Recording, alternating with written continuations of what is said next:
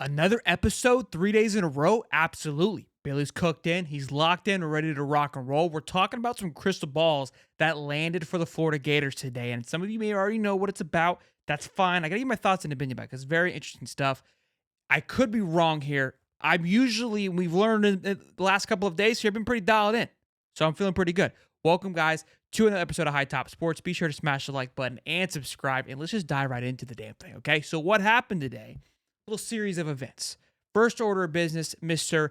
Jalen Waters. Jalen Seatbelt Waters, a young man that we actually had on our Hightop Sports recruiting show. There is an incredible interview with Mr. Cody. If you haven't seen it, you got to go check it out. Spoke about being recruited, all these great things. Announced today on his Twitter. I would like to thank FSU because he was committed to FSU, for those of you that did not know, for the opportunity to further my education and football career. But after much reflection and consideration, I've decided to reopen my recruitment. Shortly after that, the balls came flying in. Crystal balls for Florida Gators. 4-star recruit, ranked 90th. Now, cornerback 6'2", 170. The reason I bring this up is because Jalen Seatbelt Waters, in my opinion, has had a lot of attention surrounding him, although he is a 2026 recruit. Now, when I went to 247 to click on this crystal ball, something I found interesting was next to his name was 2025. It had 0 stars, but it had 2025, and I was already thinking this before I saw that, and seeing that makes me just my head spin even more. Now, could be an error, could be an issue, but we're going to talk about Will Griffin, who is a 2026 commit. He doesn't have 2025 next to him. The reason I bring all these things up, which you probably see where I'm headed here, is I feel there could be a reclassification in the works. I have no other reason to believe or anything telling me that it should, outside of the fact of that I feel like he's been getting a lot of attention, talented young man, great head on his shoulders. We've seen it before, and it could happen. Not saying that it will. Again, I'm not aware of his academic situation, if it's even a possibility. I just feel, again, with all the energy surrounding him, feels like things are moving very quickly. Now, we'll talk about more with Will Griffin, who's also a 2026 quarterback, who I also kind of have pinned to possibly reclassify, and I'll give you my thoughts and reasons. But let's just play the hypothetical. Let's play the other side for both guys if they weren't to commit, especially for Will Griffin. But Jalen Waters just kind of, again, speaks to what we've been talking about the last few days of how Billy is navigating through this offseason where he apparently is on the hot seat. And the fact that kids are still committing and interested. Again, I know they can decommit and all these good things, but love to see the future continually to be built by Billy as all the madness and noise continues to go on. Again, there was an article that was written about how the outside noise, the perspective, the fans all feel that Billy is on the hot seat. Although when you go internally and you talk inside house and really trying to sit down with everybody, nobody feels that way at all. It's just really, again, the outside perspective. And we've kind of been preaching that on our show as well. Now let's get into Will Griffin here, the 2026 quarterback who I've spoke about just a few weeks ago. Again, they feel very confident in landing him. 2 crystal balls were landed today on Will Griffin, on him landing into Florida. Now, I've got 2 thoughts on this one here. 6'4", I believe, your typical prototypical QB or pocket passer. His film looks fantastic. Here's 2 options that happen. One, he reclassifies, which that seems a little crazy in my opinion, but hear me out. We just talked yesterday with Keith Napier about the quarterback situation. And I've been talking about this quarterback situation since January, where a lot of 2025 quarterbacks are already committed. So you're going to be spending all of your time trying to flip guys. And look at our top 3 guys currently on the big board. You've got Antoine Hill, who was 3rd on the list, who's not committed anywhere, but he was 3rd on the list, and Memphis leads the way.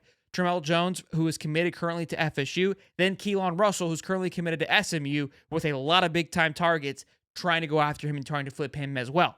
So you're really busy. And again, a lot of what Keith said yesterday is these guys are looking at, well, they've got DJ Lagway.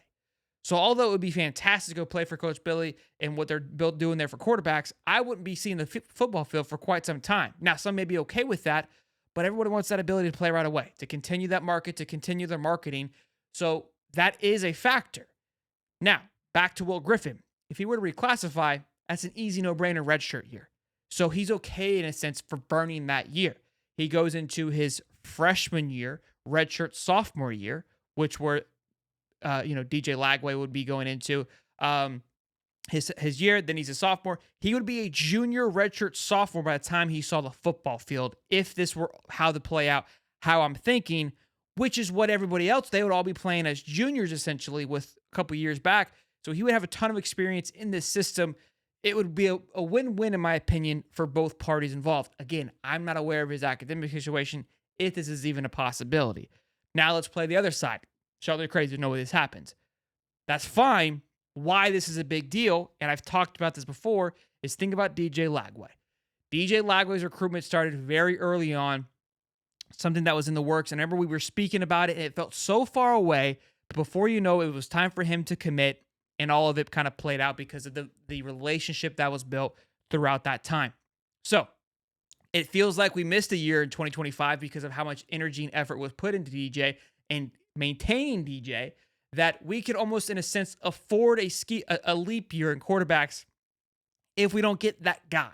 And what I mean by getting that guy would be like a Keelan Russell or an Antoine Hill or Tramel Jones, 3 quarterbacks that are top in this class this year. You may go get a lower 3-star that is okay with sitting, that may develop. Also with the portal, that opens the door for a lot of things. And you just go straight to 2026 and go get the top guy for 2026 and kind of have a gap leap year in between that. So it's going to be something interesting to unfold. Again, the reason I wanted to talk about it and what gets me excited about it is it's something we've been following for obviously the last few months and talking about how Billy is navigating. And again, both of these guys being 2026 commits, only crystal ball, I understand, just shows the mindset that Billy is functioning in. Also, what broke just before the show started, I haven't read too much about it, but right before I clicked record, I got a little notification that apparently Netflix is working on hosting SEC games. Now, it sounds like it's not that big of a deal. Most everyone has Netflix, I would imagine. I know Netflix is working on doing football or NFL as well. And it looks like the SEC is working out a deal to be partnered up with Netflix. Things are getting expensive. It's basically where we're getting at, right? Because you're still going to have to maintain ESPN and all these things to watch every other game. But if there's a game or two that's on Netflix, you now got to pay the $9-12 a month. That is Netflix. That is also increased in pricing. That is also has 2 level tiers, one with commercials, one with not commercials. It's mayhem. It's absolute mayhem. Again, I haven't read too much about it. I just saw it broke right before the show started. Very interesting stuff. And also, too, dropping tomorrow. We are actually tonight. I'm interviewing right after this.